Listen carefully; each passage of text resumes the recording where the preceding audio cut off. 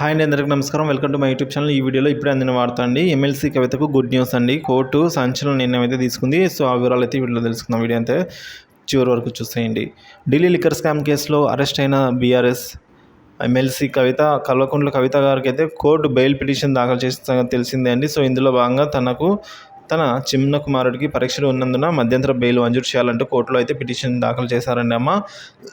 So ఇదే సమయంలో మరికొన్ని కోరికలు కోరారు కవిత గారు. ఈ నేపథ్యంలోనే మధ్యంతర బెయిల్ పిటిషన్ అయితే ఈ నెల 4 వాయిదా వేసిందండి కోర్టు అయితే ఆమె కోరిన ఇతర కోరికలకు అనుమతి అయితే ఇచ్చారు. అవును, తన చిన్న కుమారుని పరీక్షలు ఉన్నందున ఈ నెల 16వ తేదీ వరకు మధ్యంతర బెయిల్ ఇవ్వాలని కోరారండి కవిత. ఈ సమయంలో కవిత పిటిషన్ విచారించిన కోర్టు ఈడీ నోటీసులు అయితే జారీ చేసింది. ఈ సందర్భంగా కవిత తరపున వాదనలు వినిపించిన అభిషేక్ గారైతే మధ్యంతర బెయిల్తో పాటు రెగ్యులర్ బెయిల్ కూడా ఇవ్వాలని అయితే కోరారు. ఈ సందర్భంగా కవిత కోరిన కొన్ని కోరికలకు కోర్టు అయితే ఈ విధంగా అయితే ఆమోదం అయితే తెలిపిందండి. సో అనుమతిని కూడా ఇవ్వడం జరిగింది.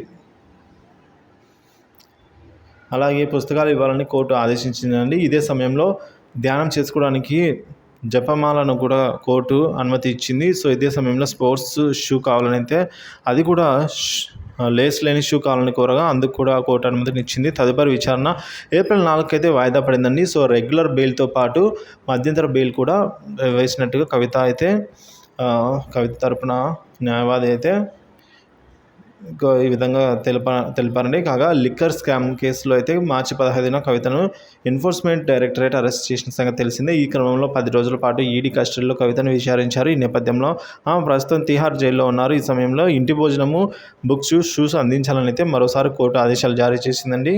గతంలో కూడా ఈ ఆదేశాలు జారీ చేసిన జైలు అధికారులు పాటించలేదని కవిత కోర్టులో పిటిషన్ వేశారు.